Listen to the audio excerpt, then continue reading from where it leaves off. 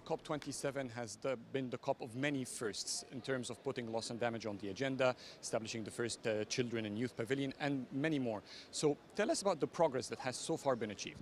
As you rightly mentioned, it's a COP of many firsts, but what I like it to be really is to be the first COP that takes matters related to implementation seriously.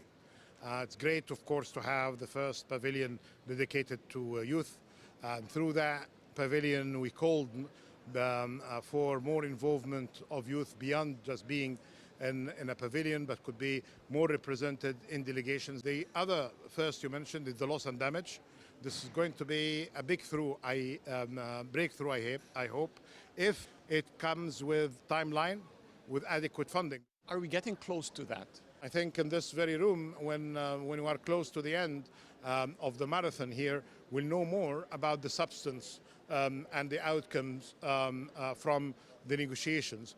But what we like to see really representing the non-state actors, the business sector, research centers, international financial institutions, and NGOs and CSOs, because we cannot really go beyond in terms of implementation, beyond what the state actors are negotiating and agreeing on. We can always think ahead, but we cannot implement ahead. The Chinese technologies and the model China is leading for climate change, for reducing emissions, and they've announced, of course, their strategic plan about carbon peak by 2035 and then neutrality by 2060.